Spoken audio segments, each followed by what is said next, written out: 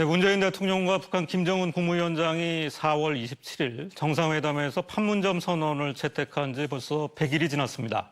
판문점 선언 100일, 비핵화와 종전선언 문제 등 풀지 못한 실타래가 여전해 보이는데요.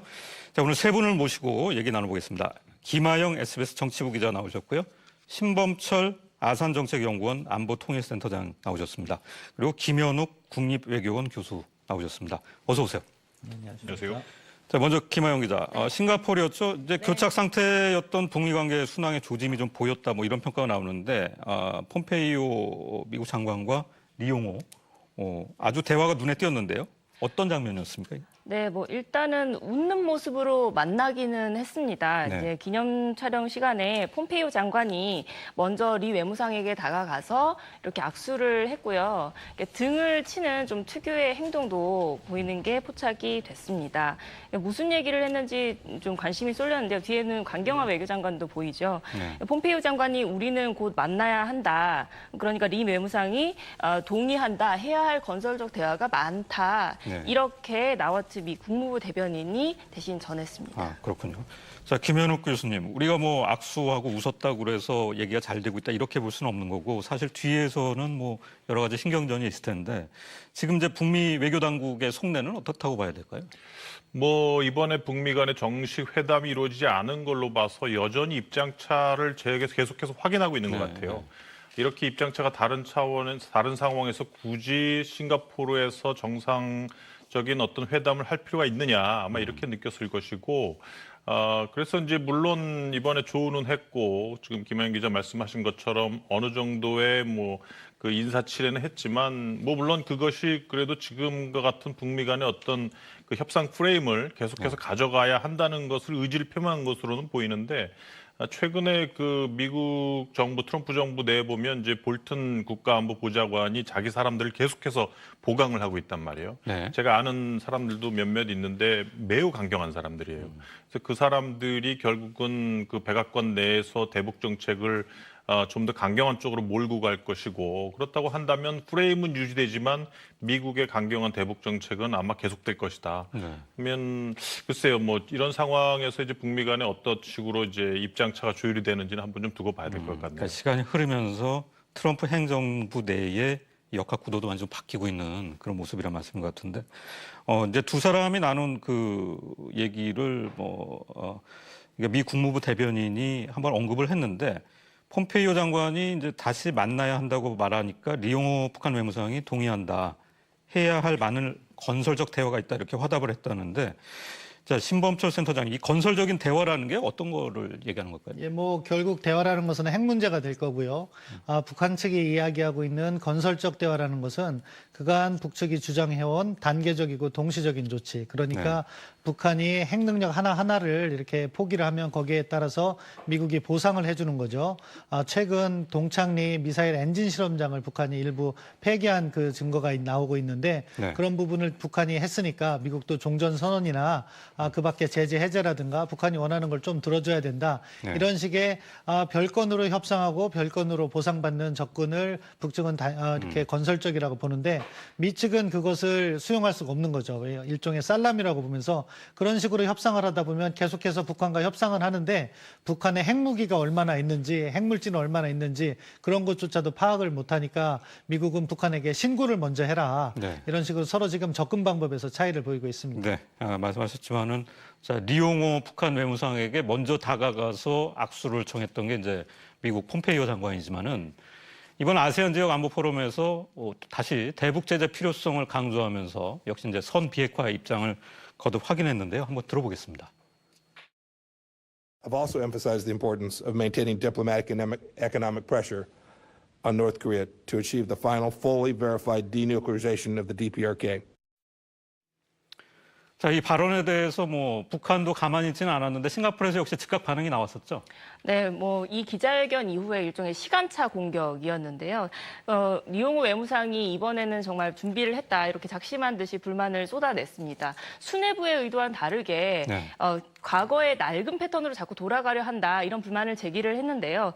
어떤 얘기를 했는지 보면요. 우리가 핵실험, 미사일 발사 중지, 핵실험장 폐기 같은 선의 조치를 했는데도 불구하고 미국이 화답하기는커녕 제재 유지해야 한다는 목소리가 더 높아지고 있다. 또 북한이 계속해서 지금 조기 채택을 요구하고 있죠. 종전선언 문제에서도 후퇴하는 태도를 보이고 있다. 이런 발언들을 쏟아냈습니다. 아, 그렇군요.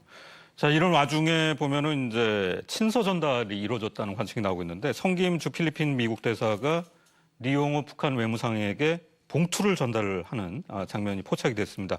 근데 이 봉투가 완전히 이제 밀봉이 안 된 봉투여서 이게 뭐냐? 뭐 이런 얘기들이 나오는데 어떻게 보세요?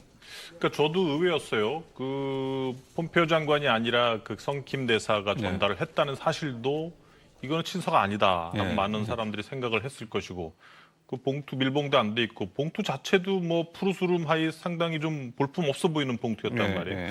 그래서 저게 뭘까 생각을 했는데 이제 추후에 그 폼페이오 그 트위트 통해서 결국은 이제 트럼프의 친서다라는 게 밝혀졌는데 네. 이게 뭐 결국은 뭐 별 내용 없다. 미국의 대북 정책은 여전히 강경하다. 뭐 그 지난번 솔직히 그 김정은 위원장이 보냈던 친서 내용도 관계 개선을 강조하고 비핵화에 대해서는 전혀 언급이 없었거든요. 네. 그러니까 거기에 대해서 이번에 더 그 약간 뭐라 그럴까요? 그 솔직히 이런 정도의 친서를 그 받은 리용호 외무상은 약간 수치심도 많이 느꼈을 거라고 저는 보거든요. 그러니까 그런 미국의 태도, 입장을 좀 확실히 보여주는 그러한 제스처였다. 네. 이렇게 보여집니다. 근데 지금 교수님 말씀하신 걸 들어보면은 이 친서라는 게 본국에서 이렇게 소중하게 갖고 왔다기보다는 현장에서 무슨 이제 전달을 받아서 현장에서 급조해서 전달한 게 아닌가 이런 추측을 해볼 수가 있겠는데 어떻게 보십니까, 신범철 선생님? 예, 일반적인 외교 관례를 비춰보면 좀 어색한 건 사실이다 그렇게 평가를 합니다. 친서라는 건 보통 특사라든가 외교장관 또는 그 주재국의 대사들이 이렇게 공식적인 자리에서 이렇게 전달하는 것이 일반적인데 이번 같은 경우에는 ARF라는 외교 행사장 그것도 사진 찍는 장소에서 갑자기 이렇게 전달된 것이 이례적이라고 볼 수 있는데요. 네. 그 과정에서 보면 북측도 어떻게 보면 지난 8월 1일 날 트럼프 대통령이 공개한 것이 유해 송환과 함께 온 친서 같아요. 그런 입장에서는 약간 실무 차원에서 어떻게 보면은 뭐 실무 차원 아니죠. 친서니까 정상 차원이지만 보다 편안한 방법으로 상대에게 메시지를 전하면서 대화의 모멘텀은 이어가자. 우리가 현재 이견은 있지만 대화는 지속해야 된다. 그런 의미를 담고 있지 않나 그렇게 평가합니다. 네. 일각에서는 뭐 지금 트럼프 대통령의 이제 외교 방식이라는 것이 기존에 우리가 봐왔던 이 미국 대통령들의 방식하고는 상당히 다르고 좀 엄숙성을 별로 중시하지 않는 그런 스타일이라서 이것이 뭐 좀 밀봉이 되고 안 되고를 떠나서 뭔가 좀 성의 있는 내용을 담았을 수도 있다. 뭐 이런 얘기를 하시는 분들도 있던데요. 어떻게 보세요? 형식을 파괴하는 것이 트럼프 대통령의 외교의 특징이라고 볼 수 있기 때문에 그런 분석도 가능한데요. 현재로서는 지금 앞서 말씀드린 것처럼 양측의 비핵화에 대한 그 근본적인 시각차, 그 원칙을 좁히는 것이 필요한 그러한 과제가 남겨 있다고 생각합니다. 네.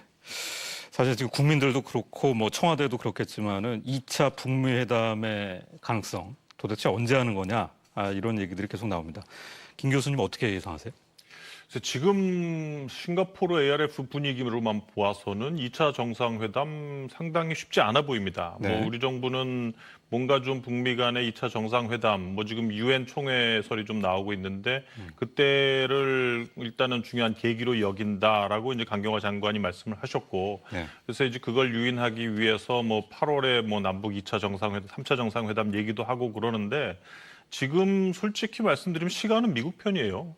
제재를 계속하고 또 추가 제재까지 하면서 시간은 계속 흘러가면 북한 입장에서는 그나마 가능했던 뭐 러시아, 중국 간의 밀무역도 다 차단이 되고 그럼 북한 경제는 점점 더 물론 상당히 속도감은 그 작년에 비해서는 더디겠지만 뭐 경제 상황을 계속 짓누르는 미국의 제재가 계속해서 유지되면서 그러면서 그 미국 내에서는 북한이 비핵화 조치가 없다는 그 부정적인 여론이 계속 비등할 것이고 그리고 11월 그러면서 11월이 넘어가면 중간 선거 끝나고 트럼프 정부가 우리에게 어떻게 할지도 모른다는 그러한 조바심이 그 김정은 위원장 마음속에는 있는 거거든요. 그래서 이러한 상태에서 과연 미국이 북한의 비핵화 조치 없이 2차 북미 정상회담을 수용할 수 있을까? 상당히 하기 쉽지 않다고 봅니다. 상당히 좀 어렵게 보시는군요. 자, 이번에 이제 북미 간의 비핵화 합의가 뭐 다시 주목이 됐었는데 뭐 결국 안 나왔습니다. 이번 회의에서도 의장 성명 내용에는 이른바 그 CVID라는 내용을 빠졌는데 자, 뭐 좀 예상을 했던 부분이기도 합니다만은 좀 기대를 했던 부분도 있고 이거 어떻게 봐야 되겠습니까? 근데 사실은 예상과는 좀 다르게 갔던 것 같은데요. 네. 왜냐하면 어제 저녁까지 제가 의장 성명 나오기를 기다렸어요. 이제 네. 밤사이 뉴스를 처리를 하기 위해서. 근데 강경화 장관이 어제 기자회견할 때만 해도 우리는 남북 북미 때 썼던 완전한 비핵화라는 표현을 제안을 했지만 다수가 CVID 표현을 썼기 때문에 이번에도 반영이 될 걸로 본다. 이런 말을 했거든요. 아, 예. 그래서 담길 거라고 했는데 밤사이에 나온 결과를 보니까 어쨌건 CVID 표현은 빠지고 완전한 비핵화 CD 표현이 들어갔거든요. 네, 북한으로서는 뭐 나름 외교적 성과라고 자평을 할 수가 있을 것 같은데 이제 싱가포르가 북미 정상회담 개최국이다 보니까 이 북한을 나름 배려한 측면이 있을 거라는 평가가 나오고요. 우리 정부는 정부 나름대로 우리의 중재자 노력을 국제사회가 또 평가한 거다 이렇게 반색하고 있습니다. 네.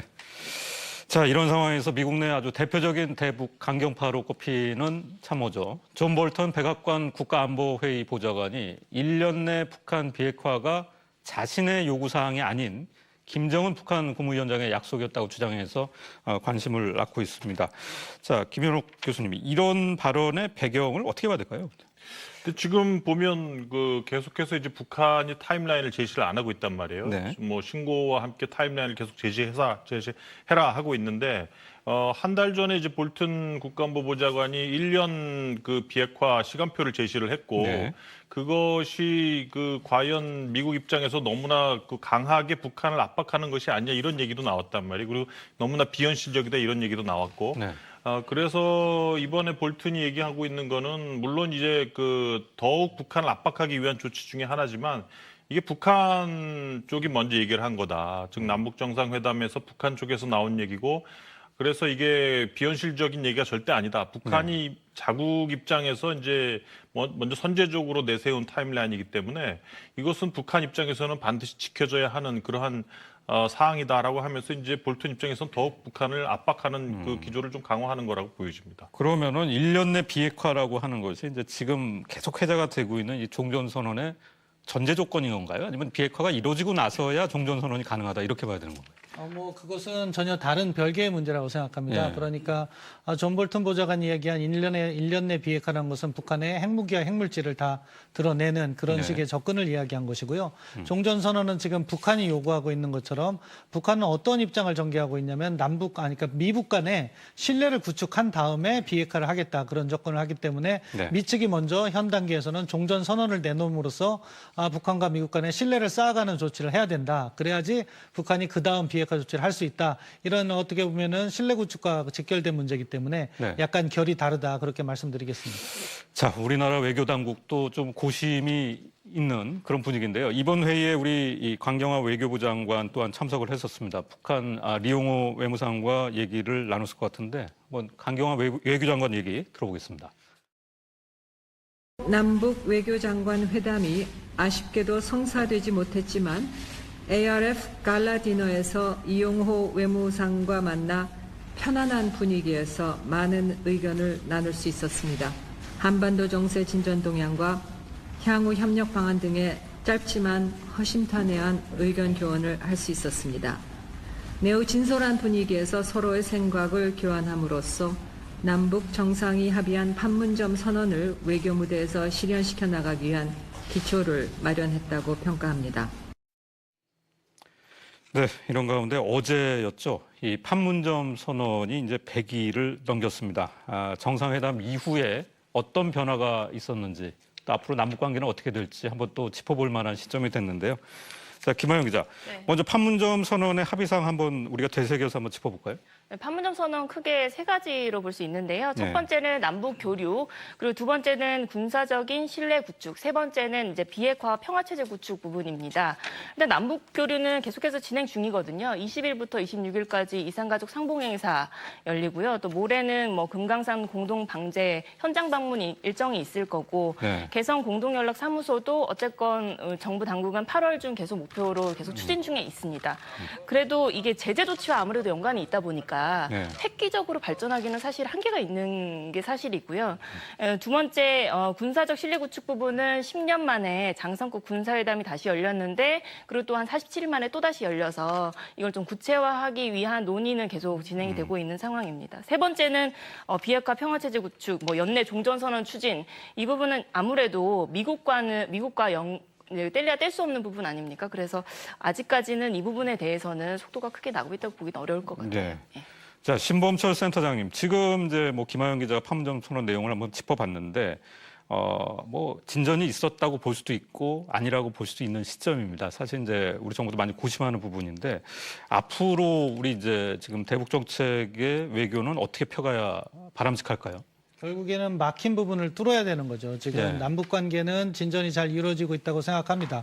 하지만 이것을 갖다가 보다 폭넓게 진전시키기 위해서는 핵 문제가 풀려야 되는데 핵 문제는 사실 어떻게 보면은 우리도 당사자지만 핵심 현안은 미국과 북한 간에 불과하고 있습니다. 네. 그런데 말씀드린 것처럼 미국과 북한 간에 서로에 대한 입장차가 워낙 크기 때문에 현재 어떻게 보면 공회전을 돌고 있는 상황이죠. 그것을 갖다가 우리가 뚫는 노력을 해야 된다. 그러려면은 결국 서로가 원하는 것을 어떻게 절충시켜 줄 것인가. 우리가 북한에 대해서는 비핵화를 촉구하면서 신고의 필요성. 사실 비핵화 하려면은 자기가 가지고 있는 핵이 어느 정도라는 건 당연히 신고를 해야 되는 거기 때문에 네. 북한 보고 신고는 해라 이런 이야기를 하면서 동시에 북한이 원하고 있는 종전선언이라든가 제재 해제가 앞으로 어떻게 가시적으로 이루어질 것인가 하는 부분은 미국과 협조를 해서 그것을 갖다가 보여줘야 되는 네. 거죠. 그러면서 접점을 찾아나가야 된다고 생각합니다. 자, 말씀하신 대로 뭐 너무 희망적이지도 않지만 또 너무 또 비관할 필요도 없는 뭐 그런 상황에 온 것 같습니다. 좀 갈 길이 멀어 보이고요. 오늘 세 분 말씀 잘 들었습니다. 자, 비가 내리면서 기온이 좀 떨어졌습니다. 하지만 습도가 높아서 좀 견디기가 힘들 것으로 예상이 되는데요. 기상센터 연결해서 알아보겠습니다. 정주희 캐스터, 오늘 기온은 어떤가요? 네, 동풍의 영향으로 비가 내리고 있는 동해안 지방은 기온이 떨어졌지만 그 밖에 내륙 지역은 소나기가 짧게 내리다 말면서 오히려 습도만 더 높였습니다. 오후 3시 기준 기온을 살펴보면 강릉이 24.4도 등 동해안 지방 25도 안팎에 머물러 있는데요. 하지만 서울 기온은 33.6도, 전주는 35.8도 등으로 내륙 많은 지역은 여전히 폭염 경보 수준인 35도 안팎을 가리키고 있습니다. 네, 이번 비로 더위가 좀 가실지 아니면 폭염으로 이어질지 뭐 궁금해하시는 분들이 많을 것 같은데요. 이번 주 날씨 전망은 어떻게 됩니까? 네, 아쉽게도 이번 주말까지는 동해안을 제외한 전국에서 폭염이 계속된다고 보셔야 되겠습니다. 이번 주 기온 전망을 좀 보시면 서울은 계속 35도를 유지하겠고요. 강릉은 30도 안팎에 머물면서 폭염 경보 수준의 더위는 쉬어가겠습니다. 하지만 동해안 지방도 다음 주부터는 다시 35도 안팎까지 기온이 오르겠고요. 또 다음 주 목요일인 말복까지는 서울 등 대도시를 중심으로 열대야와 무더위가 이어질 것으로 전망을 하고 있습니다. 지금까지 기상센터에서 날씨 전해드렸습니다. 네, 주영진의 뉴스 브리핑. 오늘 준비한 소식은 여기까지입니다. 저는 SBS 박진호 기자입니다. 감사합니다.